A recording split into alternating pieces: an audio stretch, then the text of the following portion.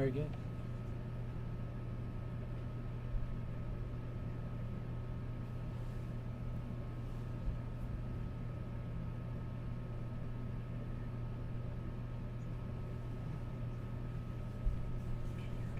Okay. Ready when you are. We ready? I think so. Okay. Well, hello and welcome to our Fort Worth Report event today. I'm Bob Francis with Business Editor for the Fort Worth Report, and with me is Robert Allen, who is President and CEO of the Fort Worth Economic Development Partnership. Bob, Welcome. good to see you, Bob. Thanks for having me. Appreciate it. Yeah, well, thanks for coming by. I appreciate you coming to our studio and doing this. And you've been at this at Fort Worth about a little over 2 years. That's right. April of 2023 started full time. Yes, sir. And so tell me a little bit about your background for people who might not know your background. Yeah, first and foremost, I'm a fifth generation Texan. Texas is in my blood. I was born and raised in Dallas, Texas. Went to the University of Texas at Austin. Took an internship in Austin, stayed in Austin after I graduated, working for then Attorney General John Cornyn. If you follow politics, you know he went on to become U.S. Senator, where he still serves today. Ended up submitting a resume for a job interview for incoming Attorney General Greg Abbott, and that kind of got kicked off a 14-year run serving Attorney General Abbott. And then ultimately he ran for governor, was successful, and I was asked to be Deputy Chief of Staff for the first 2 years and roughly 4 months of the administration. Ran the Texas Economic Development Corporation for him after that, which we can talk about a little bit later, and then got a phone call that changed my life to talk about Fort Worth, Texas, and would my family and myself be interested in moving here, and ultimately we said yes, and here we are. And they came and asked you, and I vividly remember this in 2017, Fort Worth did an economic development study to sort of examine what they were doing right and what they were doing wrong. And it was a pretty hard look at things. It was waking up in the mirror and looking at yourself in the morning and realize maybe last night wasn't as good as you thought. That's right. And so I wonder, what did they tell you when they were recruiting you, and what first, and then second, what attracted you to come here? Yeah, I mean, you're referring to the strategic plan in 2017 Right. that was reevaluated in 2022. That was the subject of a lot of our initial discussions. I mean, really wanting to achieve and elevate the profile, be more strategic, be more aggressive, go on offense. Those are all things that are interesting to me, and I think I've done in my professional career to date. So they got my attention very early.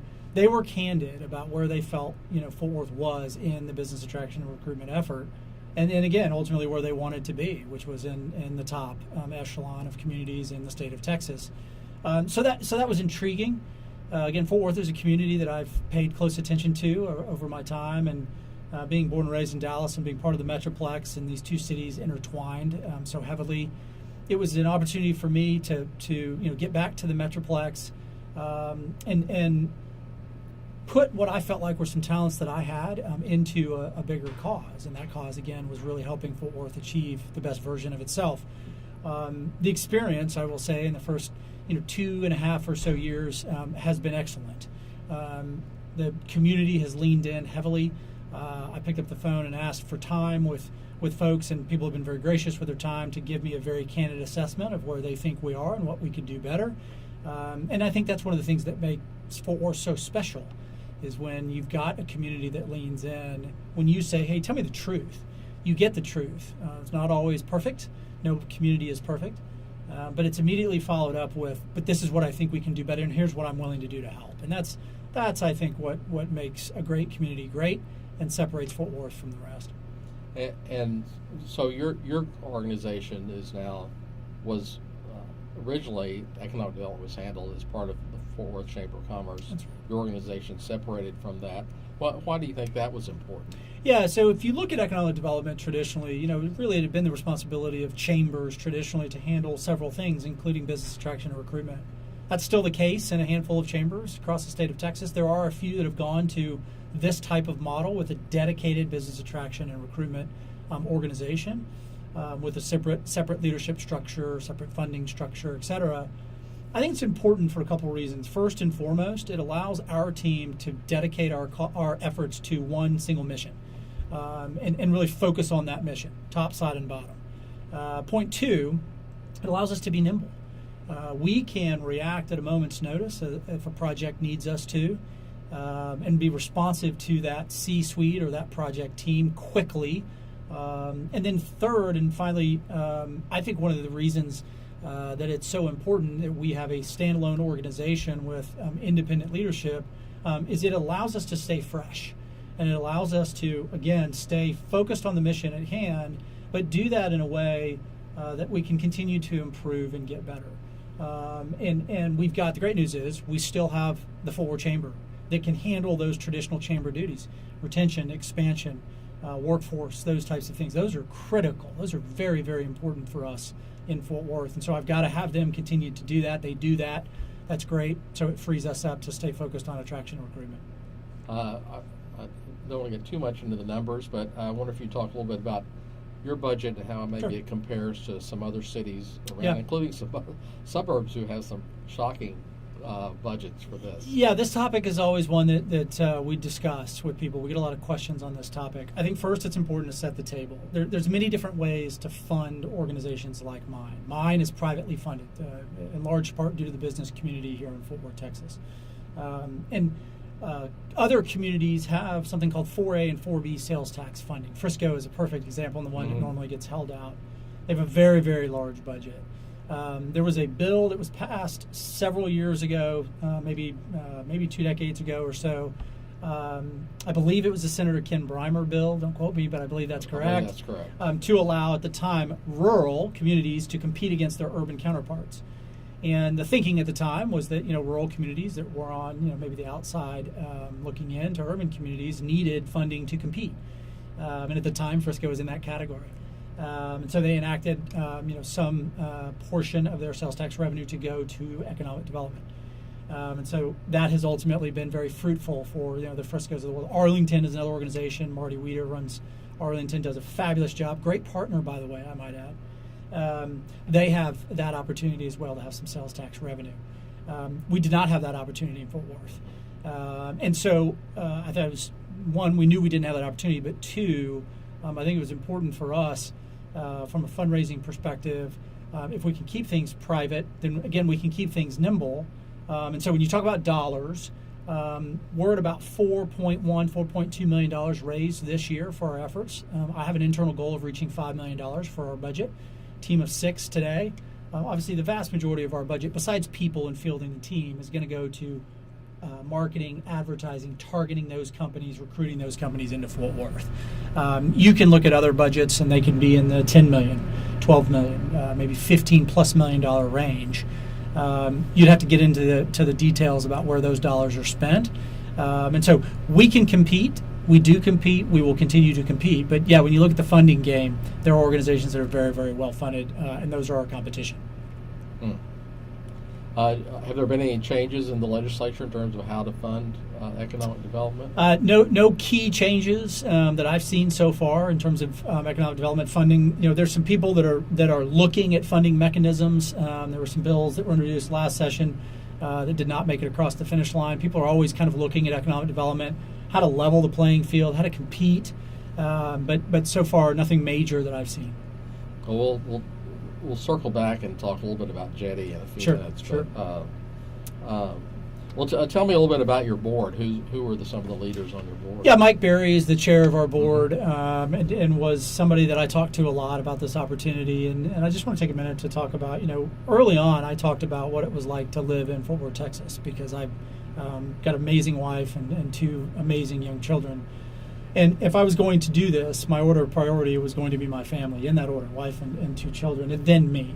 And if it wasn't good for them, then it wasn't going to be a good fit for me. And so we talked a lot about living here and working here and what it's like to raise a family here. And I got to tell you, he was very honest. He was very candid. Obviously, he has a long track record of Fort Worth. Fort Worth is his hometown. So he was very open with me about what it's like to live here and raise a family and be part of a community, because that was very important to me as I go through this work. I really want to be part of the community. And so that was great. Our vice chair is Marianne Ald at Kelly Hart. She's fantastic. Our secretary is Rusty Reed at Higginbotham. Our treasurer, new CEO of GM Financial, Susan Sheffield, taking over for Dan Burse. Dan certainly well-deserved retirement. We wish him nothing but the best. Still talk to Dan, which is great. Susan stepping into those shoes, and then you kind of go find to him on the golf course if you're looking for That's him. what I hear. I don't have a lot of time to spend on the golf course, but I do hear that's where you'll find him, and hopefully he's working on his golf game. If you go down kind of the rest of the board, you're going to find people like John Goff. You're going to find people like Elaine Agather, David Endicott, Katie Farmer. You're going to really find some of the top business leaders, Greg Ulmer at Lockheed Martin, Lisa Atherton at Bell. Movers and shakers in some of the largest industries in Fort Worth, some of the largest employers in Fort Worth. And it was important to me when I was talking to the leadership during the recruitment process that we had a very high-level, C-level executive board. Because a lot of people in the economic development space, Bob, will do their homework and their research privately, right? They'll go online, they'll say, who's bought in Fort Worth? And you want to know that your biggest CEOs are bought in, and I'm proud to say that our board are all bought in. Tell me a little bit about in terms of researching Fort Worth, what were the areas you knew you were going to focus on? Sure. What was key there? Yeah, what stands out to me is the manufacturing base and the history in Fort Worth. Fort Worth builds things. They build very, very impressive things. They have done that for a very long time. So I knew manufacturing was going to be important to us as we looked at this opportunity. What I didn't really know at the time was what was going to be that next step in the manufacturing space. I'm proud to say now it looks like that's going to be advanced tech manufacturing. Very, very proud of some of the wins we've put into that category. We can talk about that in a little bit more detail. Aviation and defense, huge in Fort Worth, storied history in that space. And again, we go back to two of our big board members, right? Lockheed Martin and Bell Helicopter leading the way in that. You've got several other amazing institutions in that space. So we knew that was going to be important. Mobility, logistics, warehousing, industrial. We knew that, again, is a very strong foothold for Fort Worth. We knew that was going to be very important for us as well. And so those are just some of the key areas. And then I would add maybe a fourth is the energy space. Again, a lot of oil and gas, traditional oil and gas in Fort Worth. But now the question becomes, okay, how do you transition to the next phase, to the next generation? What does that look like? And it could be anything from solar to wind to hydrogen to sequestration, right? And there's a plethora of other areas in the energy space leading into all of those, trying to find entrepreneurs in those space in Fort Worth and support them, et cetera. So a couple of key areas there that I knew coming in we had really a leg up, and so our job at the EDP is to take that advantage and then take it to the next level. Yeah, and Fort Worth, and speaking of energy, had a big presence there when the Barnett Shale was Absolutely. Going good, and XTO was a big presence here in Fort Worth. But it also showed how quickly a company could leave. I wonder if you might talk a little bit about how you work to keep companies that are going to be here for 30, 40 years. Yeah, absolutely. And that's really the core tenet of what I would like to achieve with companies that we bring into Fort Worth or we help with new projects in Fort Worth is I want them to be here in 50 years. Long after I'm gone, long after the team at EDP is done with our work, I want those businesses to still be here and those jobs to still be here. One of the ways you do that is enlisting the help of lots of partners. Our work in this area is in key partnership with the Fort Worth Chamber. And you do it in a number of different ways. And one of the ways you do it is by making sure that you're in key constant contact with leadership, people that are in the decision-making capacity to say, okay, what are your challenges today and how can we help you with those challenges? Again, making sure that our partners at the Fort Worth Chamber, that we're having open dialogue, which we do, very clear communication there, which is helpful, to exchange information to say, hey, I'm hearing this. Are you hearing this? Or I'm hearing this as a challenge. Are you hearing that? Yes. Okay, confirm. What can we do about it? What can we do? How can we jump in? How can we roll up our sleeves and engage? And, that may mean also if a company is looking at a partnership with another business, do we have a relationship with that business? Can we help open doors? Happy to do that. That's certainly something we want to do as well. So keeping your finger on the pulse, really, at the end of the day, and making sure that a business is, are they getting supported at City Hall? Proud to say we've got great leadership there. We can talk about that. But at the end of the day, you got to make sure that open lines of communications are established. Communication is happening frequently. That's how you get information that can ultimately lead to action. And I think I've heard you say this in the past, that your job certainly doesn't stop when the big announcement happens. No. In fact, that's really when it begins. That's a fun day when we get to announce a signature project for Fort Yeah. Worth. No doubt about it. We've had the privilege of doing that a couple times already. But behind the scenes, what people usually don't know or don't see is that's when the list of questions starts to develop. Okay, how are we going to, if it's a greenfield site, are we going to be able to meet our timelines? If it's an existing facility, making sure that all of the pieces need to be in place to ensure that we can open the doors of that business when that business needs to open their doors. Speed to market is everything. Businesses need to get to market quickly. If it's a new product coming online, they want it on the shelf, or they want it in front of their consumer tomorrow or yesterday in some cases. So that really is the time when it's roll up your sleeves. As the mayor says, it's go time. And that's something we pride ourselves on, really getting done and getting done well.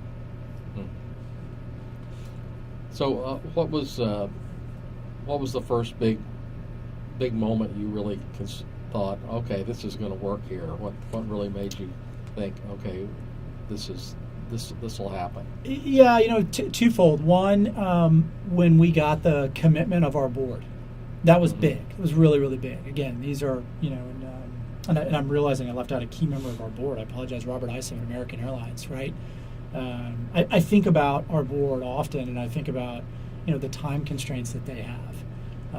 Somebody like a Robert Isom, right, running American Airlines, largest commercial airline in the world. Yeah. And so that was key.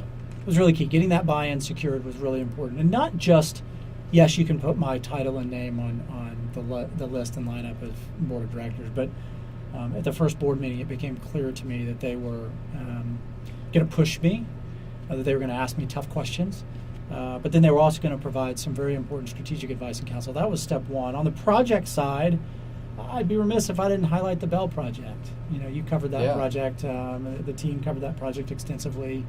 That was a point of pride for me, for a number of reasons. One, it's a storied business in Fort Worth, Texas, in the aviation space. Number two, anytime we can help the men and women in the armed service, military, have a leg up on their competition, on their enemies in the battlefield, that's something that I'm going to support. Texas has a long history of doing just that, supporting men and women in the military, and that was near and dear to my heart, helping Bell Helicopter get up and running with the most advanced aircraft, helicopter aircraft. Technically, it's the Future Long Range Assault Aircraft. It's a mouthful. Yeah, it is. I'm glad you have it memorized. I do. The good news is now we just refer to it as MV-75, which is great. And so, but to be able to deliver that project for Fort Worth and make some history along the way, Jetty we'll talk about, but and then have the governor in Fort Worth to do it as well with Lisa, with the mayor. That was special for sure. Let's go ahead and talk a little bit about that, Sure. Because that certainly ties into Ford's history and defense and manufacturing, and I think Bell goes back to the early 50s, I think, in Fort Worth, and in fact, I think Fort Worth annexed land, which is outside of the city to get it there, which is something we're still doing. I wonder if you might talk a little bit about when you first heard about that Sure. contract and the complexities. You had a lot of plates spinning in the air. Yes, we did. You talk about the contract, first of all. It's the largest U.S. Army contract in the history of the Army. Some people have put the value at $70 billion to start. So tremendous opportunity there. And so when you have a project like that that's presented to you, I think it's important that you take a step back in the early days and weeks and analyze, again, what plates are spinning, which plates may be made of rubber, and which plates may be made of glass. And the reason you do that in our business is if those glass plates go down, you don't have a second opportunity to recover. If a plate is maybe made of rubber or something a little more durable, you might think that you've got a little bit more time to work with that plate. Now, a lot of times those timelines are dictated for us by the company or by an incentive agreement or by a city council schedule. In this case, we sat down with leadership early on with the project team, and we said, okay, what are the critical decision points that Lisa and the team need answers to be able to make a decision? You put all those on the list, you put timelines associated with them, and then you go to work, and you work with your partners, you bring in your partners along the way. This was a project that could not have gotten done without many partners in Fort Worth. And then you start working your way down the list. And again, you always keep an eye on those plates, right? That maybe you haven't seen a plate in a while. That may be a concern. Okay, where is that issue? Whether it's city, whether it's county, whether it's state, whether it's environmental, whether it's real estate. Those are all big plates, right, that we want to keep in the air, and we want to make sure that we're advancing those, if you will, while not losing sight of them. And in the case of Bell, we were able to not lose sight of those and obviously deliver a wonderful win for Fort Worth, which is what we wanted to do. So, it is a game of spinning plates. It's a great way to describe it. It's something that I spent my professional career, learning how to do. So I feel very comfortable in that role. But again, takes a team, takes a village, takes a community to all lean in and be willing to help. And we have all of those things, so it allows us to keep all those plates in the air. And one other significant part about that contract was it was the first jetty agreement. I wonder if you'd explain that a little bit. Yeah, jetty is a new incentive in the state of Texas, a school district property tax abatement program. In a nutshell, try to keep things simple here. I think it has a maximum 10-year lifespan on that. So it's really important for a business like Bell, who has significant real estate holdings. And so that was a new program, untested, that had come online. It's the new version of Chapter 313. A lot of people just remember Chapter 313 as the school district property tax abatement program in Texas. Now it's technically Chapter 403 or jetty. And I think it's Jobs, Energy, Technology, Investment Act, I believe. That's what the acronym stands for. And so, again, nobody had tested it. And so for us, it was kind of, we were, in some ways kind of walking in the dark and saying, well, we don't know how this is going to be practically applied. So we had spent hours upon hours upon hours with our friends down in Austin, lots of lawyers, lots of folks in leadership position working through that process. Ultimately found a pathway to a yes, which is ultimately what you really want to do. And again, very, very proud to sit at the table and have a small role in announcing the first one in the state of Texas. We were the second application, Bob, in that process. I wanted to be the first application in the first project. We were number 2 in the application, but we were the first one announced. And again, to have the governor come to Fort Worth and do it personally with Lisa, with the mayor, with the team was really, really special. Yeah, and I guess another thing about that project was that it took a manufacturing plant that had opened briefly and then closed and reopened and brought, I don't know how many jobs is it possibly 650 some odd, give or take, for that project. It was the old Stanley Black & Decker facility. And so repurposing that was great, having that asset. That was key, by the way, on this project. Sometimes you look at a project and you think, God, we have all of the elements for this. This ought to be a slam dunk. But when you look at real estate options, you may not have a perfect real estate fit. And, for these companies, it's about timing on a lot of these projects. And this one in particular was all about timing. The team, Lisa and the team at Bell, need to meet, the timeline that the Army has laid out for them. So getting FLIRA MV-75 in the air, get it flying for our men and women in the military is of the utmost importance. And so we had an asset that we could repurpose for this. It was an asset that the folks in the team working on this project really liked. And so that was huge. And early on in projects, you can start to get a feel a little bit. I equated to maybe a sports game. You get a feel kind of early on. Is this going to be a good day or is it going to be a long day?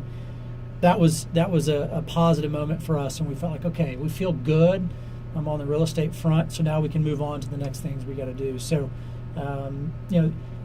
projects require skill, but they also require a little bit of luck along the way. And you want to combine those two things, and ultimately that leads to a win. And we got lucky there, and then we put a lot of skill and work into that project and ultimately put it in the W column. Well, the old saying is you make your own luck, and I still don't know how true that is. Well, my household says luck favors the prepared, and I think that's absolutely right. So, when you get that opportunity, you got to know what to do with it. And I think that's what really separates us, both at the EDP and then in Fort Worth. You need to be prepared for that opportunity. You got to know how to handle it, and you got to know how to take advantage of that and move forward. Well, one of the aspects of that 2017 report, I think it was still true in 2022 when they relooked at it, where Fort Worth sort of fallen behind in terms of research and development. Yes. I wonder if you might talk a little bit about if you've seen some change in that, and how some of the companies that are have committed to coming here, how that might change. They might change. Yeah. So research and development is really, really important. It can come in a couple of different ways. It can be obviously led on the business front by companies, and we'll talk about that in a minute. But it can also be led by institutions of higher education. Mm-hmm. We were at a great event this morning out at University of Texas at Arlington, unveiling the new Maverick drone testing facility. Really, really impressive facility. And again, you talk about leaning into cutting edge technology by an institution of higher education, an R1 institution of higher education in UTA. Can't praise Dr. Callie enough running UTA. Been a great partner for us, but really leaning into real world applications. And then if we were smart, we would have had them have one fly. Yeah, exactly. Right, we'll throw one in maybe in post editing. But if you want to see it in action, just go up to Utari and you can see the netted facility and drive right by it, and you can see the drones flying, I'm sure. So that's on the education side, that's how it's done. On the business side, you talk about again like a Lockheed Martin. How many pieces of cutting edge technology go into that aircraft? The most advanced fighter jet on the face of the planet, made right here in Fort Worth, Texas. But there are components that go into that. And there are companies that ultimately make those pieces and those components that are on the cutting edge of technology. We could go down, hundreds of companies in Fort Worth, Texas. An ecosystem that fosters that desire to really push the boundaries is what it's all about. And finding that opportunity, and obviously they need to commercialize it, and we want that done. But sometimes it takes a long time to do that. And so having patience in this game is really, really important. But you always want to foster that next idea, that next growth opportunity. And I've said it before, and I'll say it in this moment. Recruiting a Fortune 500, if you will, to Fort Worth, Texas would be the honor of a lifetime. Building the next Fortune 500 in Fort Worth would mean a little bit more to me, if I'm being candid with you. So that all goes back to research and development. And I hope we'll talk about higher education, research and development here in a little bit, but because it ties directly into it, and obviously we've got some unbelievable investments coming online in that space. I think you may have to correct me on my timing, but I think you came shortly after A&M announced that they were coming here, and that certainly adding some research and development. It's huge. It's huge. Again, communities sometimes have one of these types of higher education announcements, right? Investments, maybe two if they're lucky. We have multiple. I mean, if you really just go down the list and think about it, start with our hometown university and TCU. The master plan that Chancellor Pullen and the team have laid out is phenomenal. We were just talking about some of that master plan before we started. Unbelievable what the growth opportunities are going to be for TCU, and the role that they're going to continue to play in Fort Worth as the hometown institution. Texas A&M, you can see it firsthand coming out of the ground in southeast downtown. Dean Audier getting a world-class, cutting-edge law school. In addition, you're going to get research and innovation that's going to happen in that building, and then also in future buildings coming online, partnering with companies in town to help solve complex issues and really advance the ball there. If you look at Unit of Opportunity, I'm proud to be part of that project and getting that landed, 51 acres out in West Tarrant East Parker County that will, part of the Walsh development that's transformative for West Fort Worth. That's huge for us. And then you look at Texas Wesleyan and Tarleton State and all the way down to TCC. All of these institutions play a critical role for us in Fort Worth, all investing, all growing, and all leaning into making sure that we're producing talent, opportunities, and workforce. And that's really what it's all about. And that's, if you live in Fort Worth, you may think that's common, but that's not happening in every community. It's not. It is not happening. And again, you might get one or two, right? And you're going to lean into that, and you're going to think this is great. We're getting it multiple across all of those institutions. So that's a huge advantage for us from the talent attraction perspective and the workforce development perspective. That's huge for us, and I think it's going to pay big dividends for years to come. A story I did on growth a couple of weeks ago, I talked to Mike Berry, and I asked him what companies were asking for these days. Yeah. And he said, number one is workforce, number two is workforce, and number three, you probably heard this. But one, why is that become so important? Yeah. And what's our do we have an advantage there? I think we do. Why is it important? Because people change the world. At the end of the day, we might go watch a drone fly, but there is somebody flying. Our minds are some of the most powerful tools that we have access to as humans, and putting those to work to really push the boundaries of what can be done in business, I think is really, really important to helping us stay a step ahead. And so, workforce for us is number one, number two, number three. You got to have the talent at the end of the day. You got to have that brain power. You got to have that excellence on the team. And we have it. We have it in the region. And what's great, though, is not only do we have it, but we also can show that we're going to have it moving forward. Directors of HR, COOs, whoever's in charge of the talent pipeline for an operation is looking at, do I have the talent today? Will I have it in 5 years? And then what if I want to do a 10-year project? Will I have the talent? The good news is I can confidently look at them and say yes, and then we can bring our partners in who work in the space and we can demonstrate to them what those pipelines will look like. This is one of the fastest growing large cities in America. Any given day of the week, it could be the fastest. It just sometimes changes by the hour. In the fastest growing region, in the fastest growing state in the country. And so when you really boil that down, that is powerful. And what that means is we're going to be at the top of the stack, front of the line, however you want to say it. If we keep our eyes focused and we keep pressing hard to stay in front of our competition. And the good news is I feel very confident about the workforce today. I feel very confident about the workforce that we'll have in 5 years and in 10 years. You've certainly seen at the higher education level, we've seen those big announcements, that there are some issues at the sort of local ISD level that Fort Worth could possibly be taken over by the state. How does that impact what you do, and how are you going to message that to the companies you're looking to recruit? Yeah, great question. We don't know how that's going to play out. We'll see. Time will tell. But here's what I know. I know that we're building a workforce for the future, as we just talked about. And that's going to take talent all the way down into the K through 12 level. So that's something we're squarely focused on. I think Dr. Karen Molinar is absolutely the person for the job. Been very, very impressed with her as superintendent coming in. Had an opportunity to visit with her on a number of occasions and business leaders as well. One of the things that she did that impressed me so much is in one of the first meetings I had with her, Bob, she came in and just said, this is not acceptable. We have to do better for our students.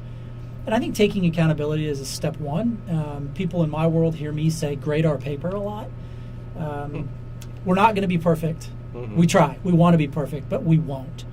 And so the key for us is, what do we do to get perfect the next time? How do we learn from opportunities maybe where we didn't perform perfectly to perform perfectly the next time? I think she has some really, really bold ideas. I think you're already seeing improvements under her leadership as superintendent, for sure. The data is suggesting that. And so that's positive, and that's I'm very optimistic about that with her as superintendent. But we don't know what Commissioner Morath will ultimately do with Fort Worth ISD. What we do know is we need to do better. I give unbelievable praise to our mayor. Mayor Parker stood up and said, this is not acceptable. We need to do better. Showing up to a school board meeting is not something mayors routinely do. Mayor Parker knows education, and she knows what our students deserve in Fort Worth. And so that, for me, was kind of the catalyst for change in this conversation, in this space. And then obviously leading to Dr. Molinar, as I said. But at the end of the day, we have to do better. Our students deserve better. And I'm confident that on the pathway that we're on, you will see better outcomes from our students. Again, you're starting to see it. There are glimpses there of work that is already happening at the ISD level, improvement and ratings and that. We need to do more, no doubt about it, because that's going to be really important to us. But at the end of the day, when you talk about talent, you've got to be able to show long-term positive movement. And so the good news is we have some of those early signs. We'll see what the future holds for us in this space. But so far, again, I like what I see in the leadership in Dr. Molinar, and I'm really interested to see where that goes from here. Let's change the subject a little bit. We're in a studio. There was a recent announcement up in Hillwood about some big studios from Taylor Sheridan. Sure. I wonder if you talk a little bit about that, and how do you see the impact of what's called the Yellowstone effect Sure. out there? Yeah, I think first of all, the Yellowstone effect is real, right? People, I get that question a lot. Like, is it? It's real. for sure. People ask you, do you know Kevin Costner, that sort of thing? Yeah, no, I don't get that question. I don't know him. I don't get that question. But I do get the question of, is it real? Then, how do you translate that, and how does that impact the economy at the end of the day? And, so here's how I look at things. Drive around Fort Worth, Texas, any day of the week, you'll probably run into a film shoot somewhere, some kind. Now, we have 450,000 square feet just up north in Fort Worth, the largest production studio in the state of Texas. That's a point of pride for us right there as Fort Worthians. Largest one in the state of Texas today. What you don't see, Bob, is what goes in behind the scenes. Look, I watch the shows. I love them. They're fun. They're entertaining. But what you don't see until you really go spend some time on set, the carpenters, the lumber yard that's delivering the lumber for those carpenters to build sets, the tailors, the seamstresses, the security, the catering. You don't see the vehicles. You don't see the drivers for those vehicles. You don't see lighting. You don't see the crew. Those are jobs. All of those are jobs behind the scenes. And at the end of the day, that's business, and big business in the state of Texas, and now big business in Fort Worth. So I encourage people to always think about that. You see the end product on screen. It's fun to watch. And it's great to talk about. But what you don't see is all those jobs, all that time and effort and energy that goes into producing that final outcome. And so, long runway there for us in Fort Worth. I think that's going to be very, very helpful for our economy as we move forward. And in terms of when you're talking to people out about coming to Fort Worth, do they immediately mention that? What the future looks like if they're in that sector. Sometimes it's just for fun. It's like, okay, tell me about Taylor Sheridan. Tell me about all this craziness that's going on. And it's great. We can say, okay, well, here's what you're going to run into. Here's what you're going to see. Again, you're going to see a movie set on the streets of Fort Worth, Texas, more often than you're not. So it definitely comes up, and it's again one more talking point, one more opportunity for us to really shine a spotlight on Fort Worth. And one more thing too that I didn't mention: when you watch it on the screen and you see Fort Worth in the background, those are eyeballs on our great city. And that's what we really, really like too as well. We get to show off our city in a way that's sometimes not available to every community if they're not shooting in their community. So that's great too. I know you're a sports fan. You're in a city with, I guess, without any major sports teams. Sure. There's some close by. Sure.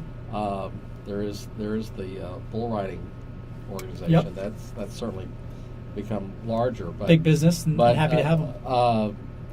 How does that impact you at all? Not really. No, not really. At the end of the day, I mean, we talk about major professional sports for sure. We have access to them, right?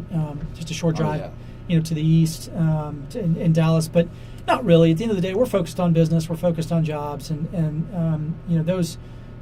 We work on making sure that we're checking those X's and O's, if you will, and making sure that we're delivering results for C-suites when they're wanting to do a project in Fort Worth. So really not a huge factor at the end of the day for us. I mentioned education, and Fort Worth's been known as a logistics center and a rail center for years. But I would say, knowing this personally, that transportation has been difficult here. Is that still an issue for what you do? It is, right? I mean, you don't want to be stuck in traffic, right? It's pretty simple at the end of the day. But yet, at the end of the day, we've got to understand where that growth is happening. I'm very pleased to say that I'm now serving on a TxDOT Commission committee looking at where TxDOT should invest dollars. There's going to be a Fort Worth dedicated study for the Fort Worth district that will advise TxDOT and the leadership on where they can spend some of those dollars moving forward, which is really, really important. Look, you can drive around on any given day and you can find the choke points for yourself. What we need to do is identify those. We need to work with our transportation experts and partners to try to get in front of that as the growth continues to come online as one of the fastest growing cities and regions in the state and in the country, and make investments that are strategic and that are key in areas to keep people moving. And so very, very excited for that work to come online. Having a seat at that table is really important for us. But yeah, that at the end of the day, people don't want to be stuck in traffic. I don't want to be stuck in traffic. It doesn't help me get more efficient with my day. So one of the things that I think makes the Metroplex so unique is the ability to move around the Metroplex. But if that gums up, right, and if we lose that ability to really move around effectively, then we're going to have significant challenges. Smart people, key people are focused on this issue, are working on this issue. I'm, again, happy to play a role in a small committee that's going to advise TxDOT on some of that funding and some of those funding decisions. That will be huge for us. But making sure that we're trying to stay ahead of this is really going to be important for us in Fort Worth specifically to play our role on the bigger Metroplex. But because it's not just Fort Worth. That's right. That's right. Yeah, it's a Metroplex issue. It's a regional issue. If we solve something on this side, but they don't solve something on the other side of the Metroplex, right, that impacts us. So it is a regional issue for sure. And we got to make sure as a region that we're keeping that top of mind. And right now it is. It's very top of mind and a key focus for leaders in the city.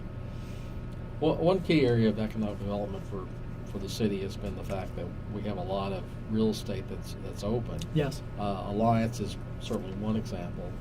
I wonder if you could talk about why that's important. Then also out what's happening out west in the Yes. Walsh area as Yeah. well. Yeah. So again, as a community, when you look at yourself, you need assets to sell, right? You need product to sell. Mm-hmm. And that comes in some different varieties. That could be a physical building, that could be existing real estate as we talked about before with the Bell Project, but it also could be greenfield development opportunities and the ability to deliver that. And Walsh out west, you mentioned that, huge.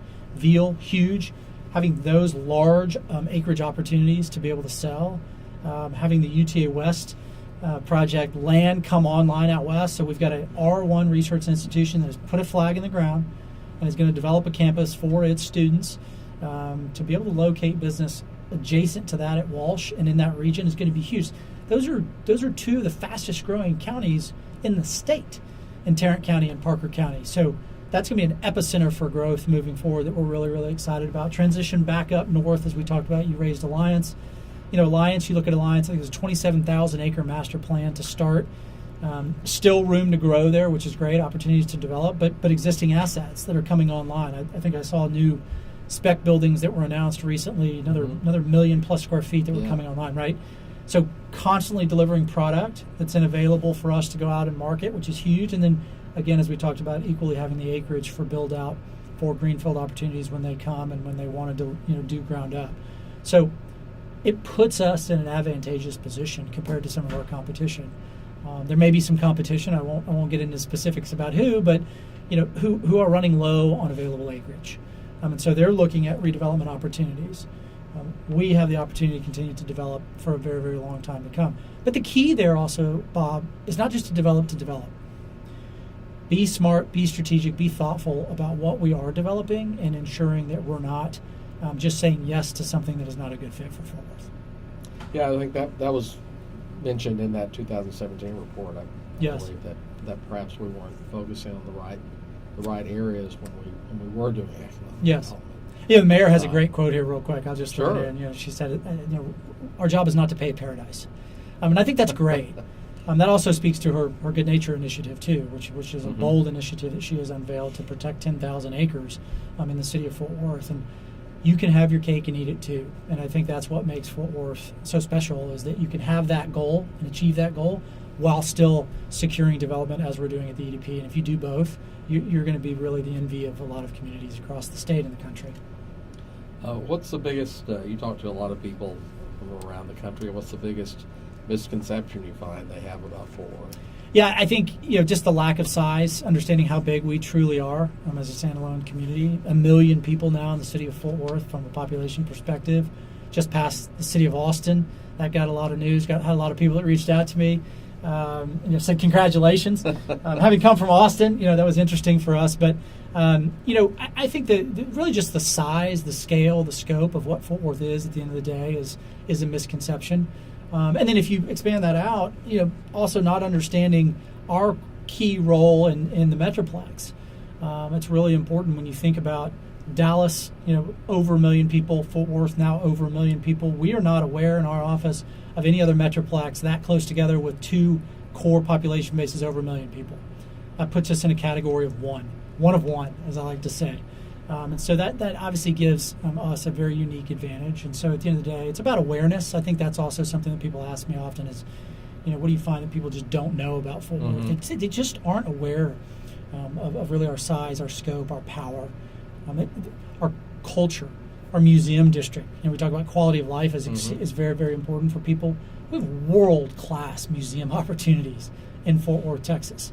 And that surprises a lot of people when you dig into that as well. Yeah, and I keep harping back to this 2017 report, but one of the things that stuck out to me about it was, I think at the time we were maybe 16th or 17th largest city in the country, but the perception of it, which this study measured, we were, I believe, 45th, which that's is right. pretty shocking. I Yes. think that number's probably changed Yes. some now, but I'd like to think that we're creeping up on the perception list for sure. Yeah. We know we're number 11 now, so we know we're moving up that for sure. But again, it's important to tell our story. I tell people all the time, we're all ambassadors for Fort Worth, and so tell our story because it's an impressive story. Well, let's see. Here's a question from our audience. What are the characteristics of your ideal inbound project? Great question. Starts with a project that'll be here in 50 years, for sure, for sure. Second, hopefully it aligns with one of our key industries where we really have strengths, and we want to focus building those as well. And then I think third, it's funded. A lot of times people ask us about projects. We obviously having projects that are funded are very helpful, and so if that's one of the key elements of a project, obviously that's a huge advantage. What for do us. you mean by funded? Yeah, so dedicated funding. If we can confirm that, with the project and with the consultants on the project, that we've got funding behind the project, it's real. At the end of the day. The company's board of directors has approved it and all that. Yeah, or at least given an indication, to the project team that they can give to us that, again, this is a project that's going to make. A lot of times, projects don't make for a variety of reasons. Well, the Stanley Black and Decker plan is a good example because they had everything ready. Yes. And then there was a big management change, I Sure. believe, at the top. I think that's right. Yeah, and so their plans changed. Yes. I'll give you another example, and this was a project that one of the very first projects that I inherited when I walked in the door, and it was a wonderful project. I would have loved to have had it in Fort Worth. Fort Worth would have been built for this and was made for this project. Ultimately, at the end of almost 12 months of work and lots of dollars and time and effort and energy, that project chose not to locate anywhere. And that's our business. That's okay. Yeah. But we put our best foot forward, and the great news is we got very, very positive feedback from the consultant and from the leadership. We were in front of the C-suite at that company's headquarters to present Fort Worth's case study and story to them. And so, again, those are opportunities, and they hopefully won't forget those anytime soon. But, again, that's a real-world example of a project that just never located.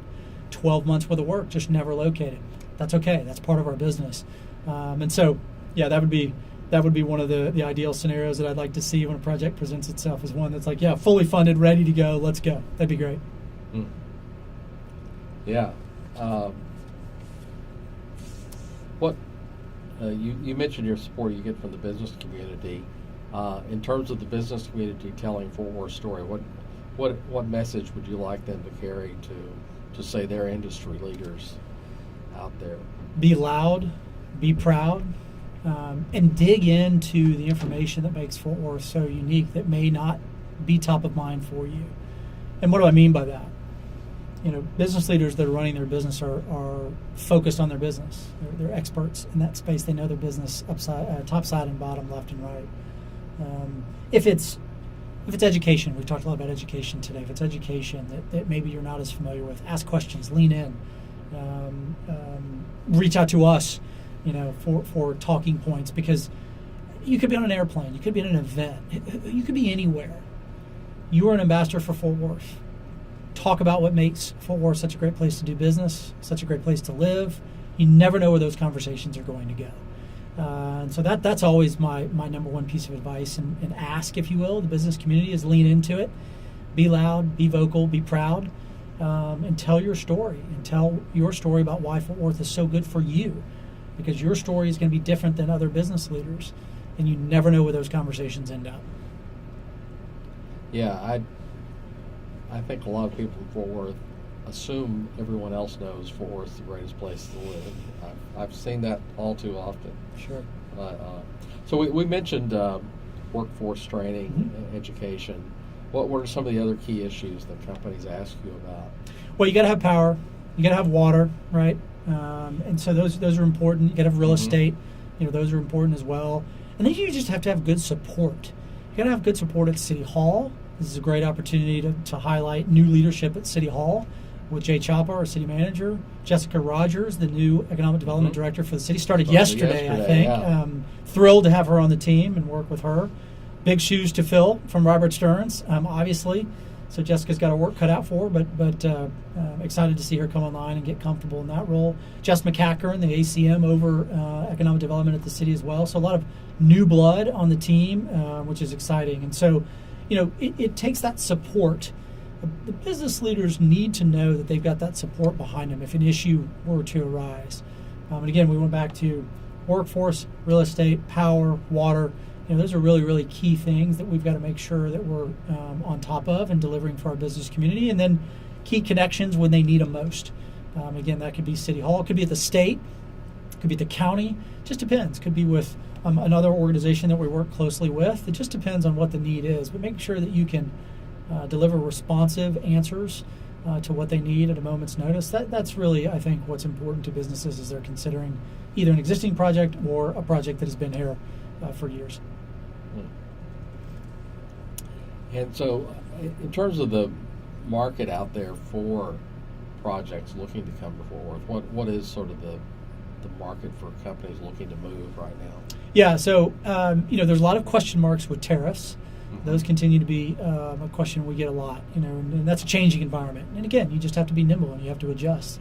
But in terms of markets, I think the opportunity to bring some, projects, maybe it's in the advanced manufacturing space as we've delivered recently, into the United States and into Fort Worth specifically, that's a market that I'm very, very bullish on. I think that's going to be very, very good for us.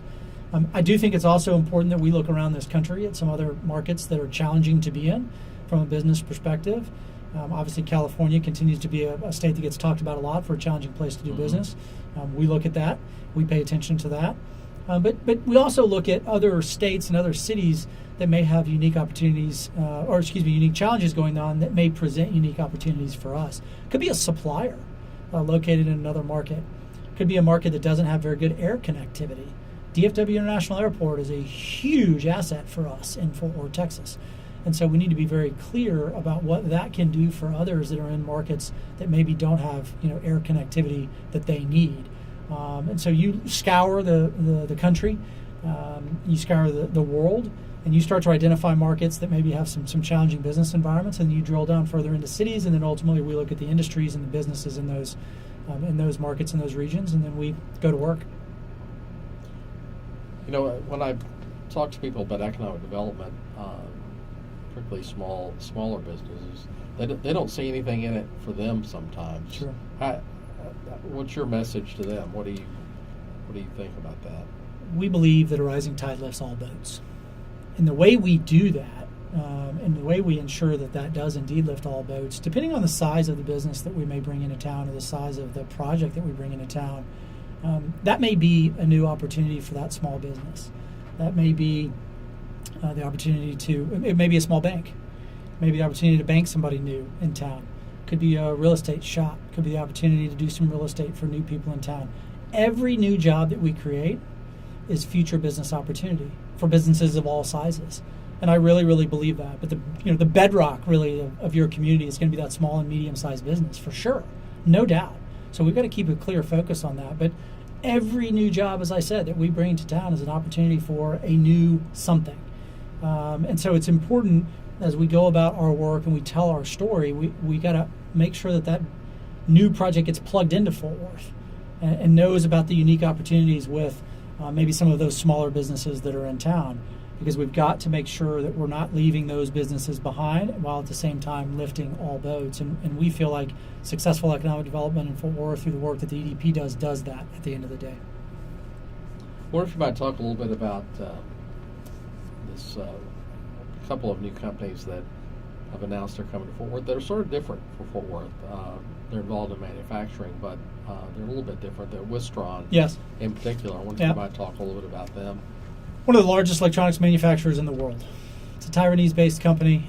This was an opportunity to do 2 locations in Fort Worth.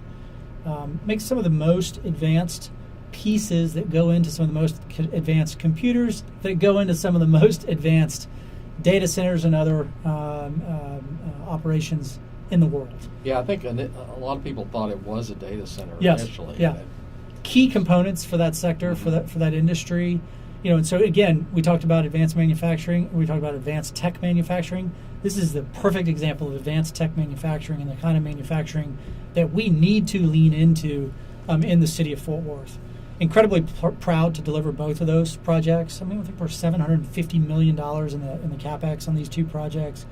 850 plus jobs, new jobs to Fort Worth, Texas. That's huge for us. That's great. So yeah, very, very proud of that announcement. And again, the opportunity to do two locations, not just one, in Fort Worth. And I think that could be something that helps us with other opportunities coming down the pipeline in this advanced tech manufacturing space for sure. 800 jobs at least, I think. Huge number, 800 some odd jobs. It's going to be huge. And again, it's what then allows us to tell in the story space right now as we move forward, getting their manufacturing up and running and being able to tell others in the world who are doing that, hey, look, we're the leading industry here in Fort Worth that can help you grow and be successful. And this other company is a little more on the research side, is ATOM. Yes, absolutely. Atom Industries, huge opportunity for us in the cloud and I'm trying to really, really learn more about because it's fascinating to me. But the opportunity for prototyping to be done in a facility in Fort Worth, but be controlled remotely. Cutting edge. Maybe the first in Texas, the country, the world. I don't know. I've heard that said. But if it's not the first, it is certainly one of the first, and it is cutting edge. And we're very, very proud of the fact that that's happening in Fort Worth. Again, back to what we saw this morning with the drone testing facility, that world opens up so many opportunities. And for us, the opportunity to lean into a cutting edge company like Atom and have them growing their footprint to the tune of $230 million, something along those lines, is huge. Again, adds to our impressive story, allows us to continue to talk about the manufacturing powerhouse that we are and do it in a very advanced technology way. It's great for us. You mentioned tariffs a little earlier. Sure. Anything else economic-wise that keeps you up at night? Well, everything keeps me up at night. My job is to stay awake and to worry about all the issues. But, I think not being complacent is really another key that keeps me up at night, Bob. All the success that we've seen in Fort Worth and the success that EDP has had in our first 2+ years of existence. But complacency is the number one thing that'll take you down. Taking your eye off the target, taking your foot off the gas, thinking that it will just come, thinking we don't have to go out there and find it and work it and get it to the finish line. So that worries me always because that's not something that I think that a lot of people really think about. I worry about that, for the state, making sure that we don't get complacent with where we are as a state from, the regulatory perspective and the pro-business climate initiatives, and then that trickles back down locally as well, at the end of the day. So yeah, not getting complacent, staying hungry, staying aggressive, recognizing that we are the best in the business, and that's going to put a target on our back. But that's a place we want to be. It's a place we deserve to be. As long as we stay humble and we keep pressing, we're going to continue to deliver, and I'm proud of that. Well, you now lived here a little over 2 years. Anything about Fort Worth that surprised you? Not surprised, but maybe impressed. It was, again, just the community's response to what we're trying to do. I was very impressed with that. We're building something for the long game. This is not going to be an overnight success. We've had a lot of success, and we're very proud of that. But this is something that's going to take a long time. Projects take a long time. If they're the right projects, it takes a long time. And so I've been impressed with how the community has leaned in and supported our efforts and our work, and said, what else can I do? That's something that I ask our team and our folks and our supporters often is, what do you need? How can we help? Do you have any needs? And that has been reciprocated to me time and time again. So not a surprise, but just maybe impressed with how many people have always asked, what can I do? How can I help? Do you have what you need? And if not, how can I go to help? Or how can I go to work trying to help you continue to build what you're trying to build at the Economic Development Partnership? These people that you're trying to impress, where do you take them to show them Fort Worth? Yeah, it depends, right? It depends on the client. Yeah, it depends on the client. sometimes it's the stockyards. Love to do that. Sometimes it's the cultural district, museum district. We've been out west. Again, utilize Walsh. A ton. We've been up there from a hosting perspective. It just depends. It depends on the client. But if we have free time, which is rare, a lot of times it's very focused on business and what we need to do, and maybe we're just in our office and bringing people in. But I like to get them out in the community. I like to get them to fun restaurants. Get them to a great show. If there's somebody in town or another show that makes sense. But just give them a feel for the culture of Fort Worth, for the vibe of Fort Worth, because it's unique, it's special. And more often than not, you're going to run into somebody on the street when you're doing that and that's a great opportunity for us too, just to introduce people to folks that are in the community and say, well, talk to them, ask them what it's like. At the end of the day, I joke with people, we get paid to tell you how great Fort Worth is, because it is great, but ask the folks on the street, ask the folks running businesses. They're the ones at the end of the day who are living that real world experience day in and day out. And I have no hesitation whatsoever running into folks on the street and saying, yeah, ask them, talk to them about their life in Fort Worth, because I know it'll be a very positive experience. All right.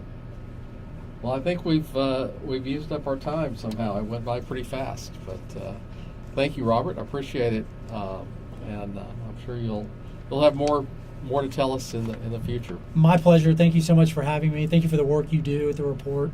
It's critical, obviously, to the community. And stay tuned. We've got some fun things coming down the pipeline that I know y'all will report on. So thanks again for the opportunity. Sure, no problem.